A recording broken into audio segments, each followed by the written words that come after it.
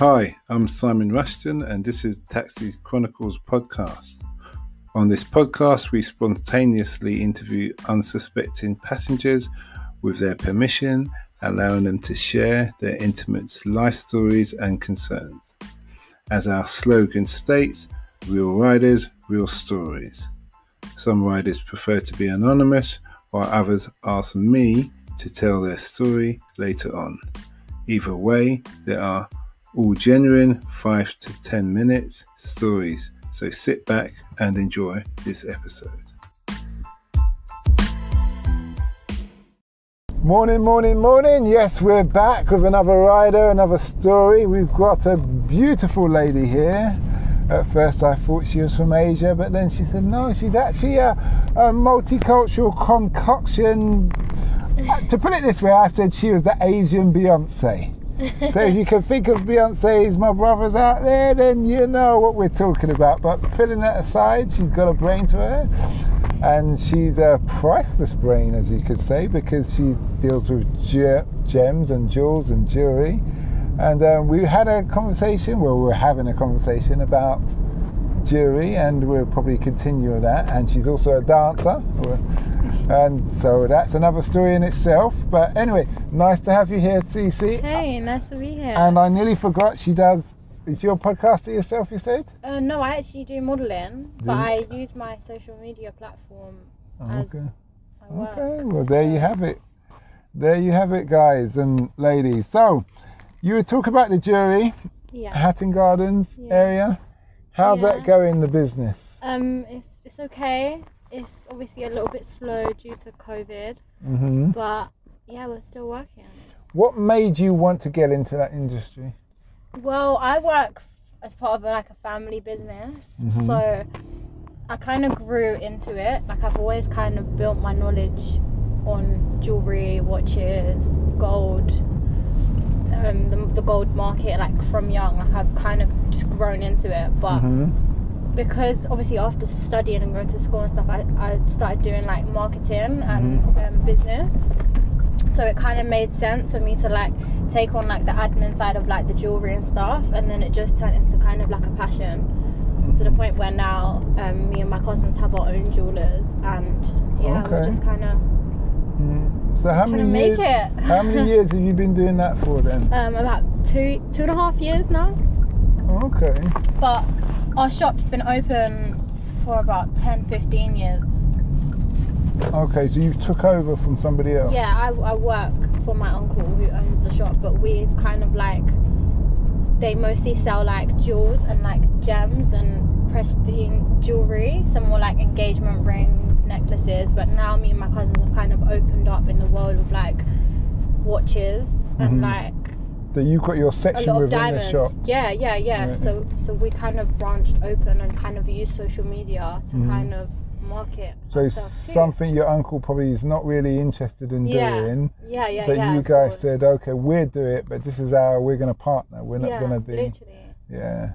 No, I see. That makes perfect sense. Yeah. So what? How do you get the concept of? You say you're doing watches. You've got jewels. What are gems? Is that like from Afghanistan? Those kind of gems? So our diamonds are actually from Sri Lanka. Okay. We can get like different diamonds from wherever, but we obviously specialize in like jewelry and like gold from Sri Lanka. But yeah, it's all. How do you integrate the watches? Are the watches just like Rolexes and stuff, or are they handcrafted? Yeah, we usually sell like Rolexes, Cartiers, Audemars Piguet, you name it. Okay. You name it. But yeah. Can you spot a quality watch from a fake watch straight away? Yeah.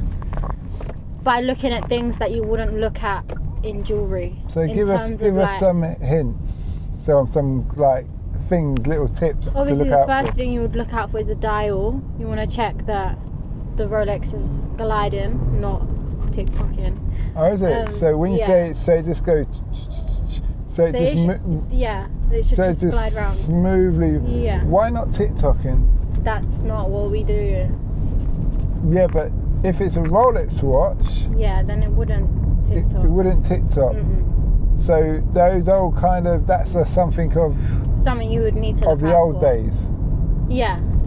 But so it could be a TikTok, but it has to be a vintage watch. Very vintage. And then it's going to be worth a lot of money. Yeah, I'm not 100% sure if.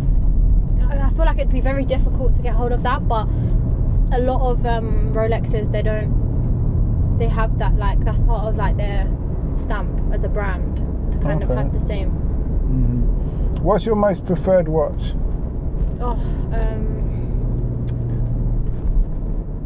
I do like a chocolate face Rolex or a Sky Dweller Rolex, or even. So that's all Rolex basically. And I do like an Audemars Baguette, but I just feel like price wise they're just kind of crazy. But eventually. I always like the Breitlings. Really? Yeah, I like the Breitlings. Maybe it's because it's more macho, but you can actually use it for. I know when we were in the military, you had the aviation. Yeah. So you can go high altitude or deep down under pressure, and the watches still hold their own. Yeah. But Rolex is something just for fashion. Yeah. It's just for dress. Yeah. But it's got no real, like, what is it? What can it really do? If you see what I mean. Of course, I completely feel you on that one. I feel like for Rolex, it is about image and also investment. It's a good investment, but it's not necessarily something that everybody prefers. I feel like mostly the younger generation are kind of into the fashion of watches instead of actually the watch, you know. So you sell jewelry. You sell the jewelry for the weddings. Have you found it a drop in selling those things? Because I've seen quite a few weddings going on. I've had quite a few taxiing around quite a few people going to weddings, even though they're very small, 15 or 30 people. Have you found it's increased? During the corona time? Yeah. I don't feel like it's increased. I feel like it's kind of decreased. Because there's a lot of breakups, but there's been a lot of babies being born, or people being pregnant, I should say. I feel like engagement rings are much more popular than wedding rings. We get a lot of sales for engagement rings, and not so much the wedding ring. So. Oh yeah, I didn't even think of the difference. Yeah, so I mean, take what you want from that, but. So what's the difference between an engagement ring and a wedding ring, apart from the actual, we know one's for when you get married, one's for the engagers. Look-wise, design-wise, how would you be able to tell the difference? It does completely depend on what obviously you prefer and obviously how much you would want to spend. But realistically, the engagement ring is more blingy than the wedding ring, usually. In our case, especially in my shop, I feel like a lot of people that do come to buy engagement rings or wedding rings tend to be kind of the older generation, and they prefer to get wedding rings that are a lot more bold and a lot more plainer and a lot more just like the traditional band. I suppose that's because you're going to be wearing your wedding ring every day. For the rest of your life, And if you have a big rock on your hand all the time, you're always subject to being mugged. Of course. But if you've got a... And also, sorry to stop you, the metal can be more expensive plain. Or not necessarily plain, but plainer than some of our engagement rings. Because it's more gold. So you said you were an artist. Moving on, you were a dancer and performing arts. Performing arts. So tell us, what kind of performing arts?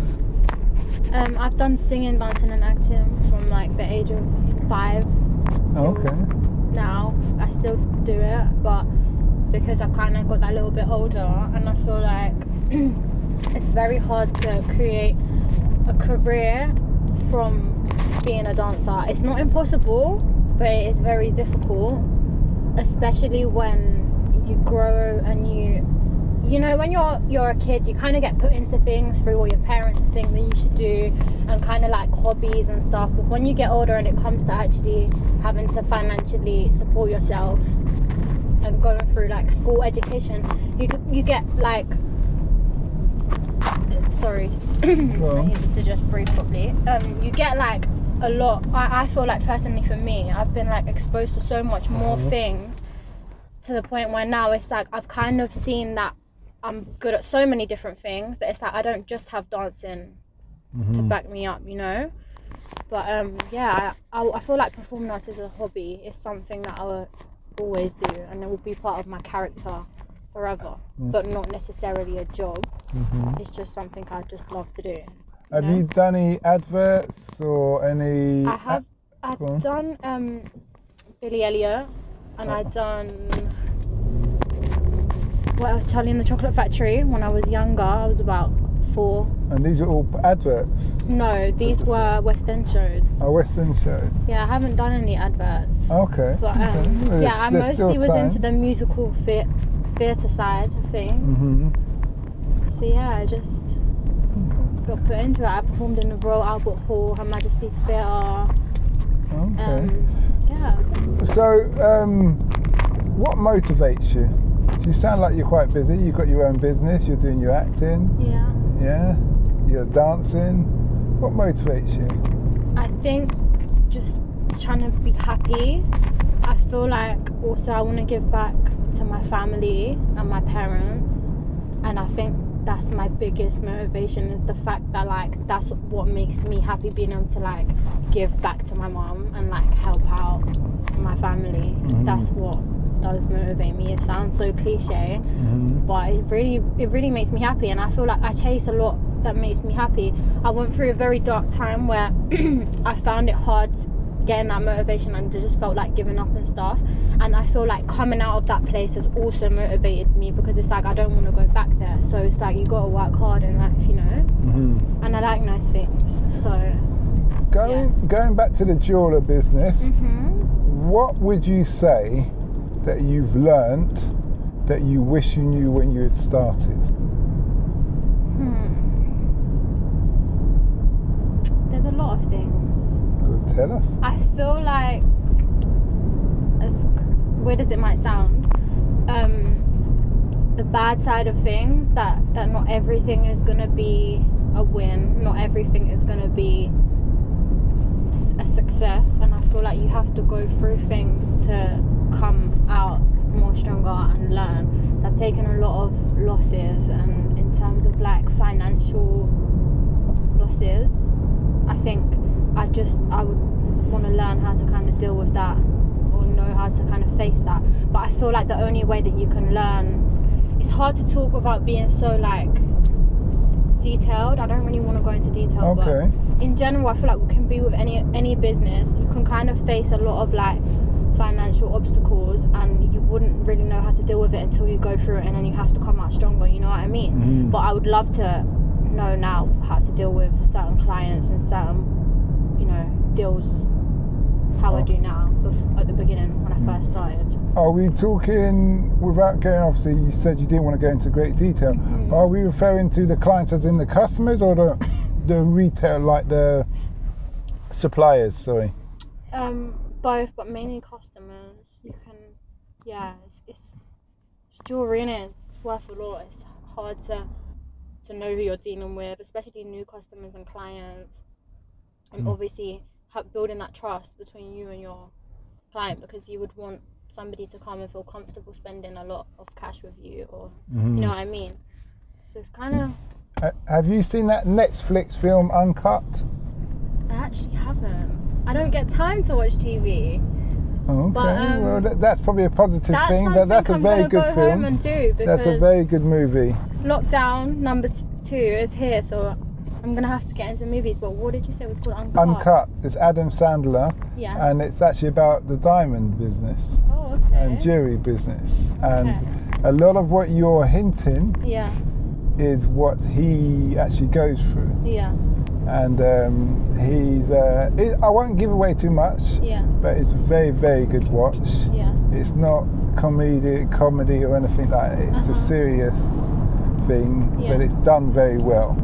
And I spoke to a professional gambler, and he said he and his missus had to turn it off because it hit too close to home. Really? Yeah, he said they couldn't watch it. It was really good, Yeah. but they saw themselves. Oh, Yeah, so see, that deep. it's gonna have to be something I might have to go home and put on. Yeah. I liked it. I enjoy films like that where it's kind of like real life situations and scenarios. I'm quite empathetic, so it might actually touch me. Yeah, well, we're maybe if there's an interview too, then we'll see. Yeah, we'll see what happens. 100%. So, where can people find you if they're hearing about this or anything? You could find me on Instagram under the handle of Cece Kylie. So that's CCKIELYY. I also do modelling, and I post pictures on Instagram for my followers. Okay. But also Hatton Garden, M&R Jewelers. Okay. Make sure you guys come through if you need any jewellery. And the last question is, what's the impact you want to have on the world?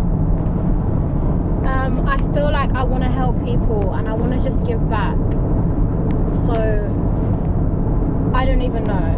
Whatever situation or opportunity that comes my way and I feel like I can help and it will benefit other people, then that's what I feel like I should do. I feel like my purpose is to, obviously going off topic and stuff, I just like want to help people so bad, like in terms of like I would love to adopt children, I would love to open up my own charity, I'd love to go back home to my country and build a business. Like these are kind of things that make me happy, and I feel like that's why I'm here, kind of.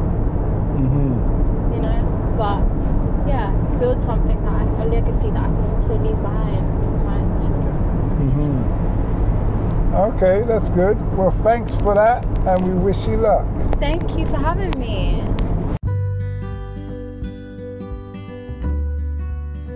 We hope you liked that episode. Keeping in mind, we never know who we're going to interview. We post twice a day, 8 a.m. and 5 p.m. GMT. Have you ever considered the future economies to invest in? Why not listen to our sister podcast, Africa Investor Stories? Considering Africa has the fastest growing economies and population on Earth and has done for many years, it holds 30% of the world's known natural resources. We publish twice a week, Tuesday with a guest investor and Fridays talking about investment, politics and history, providing a clear understanding for any potential investor.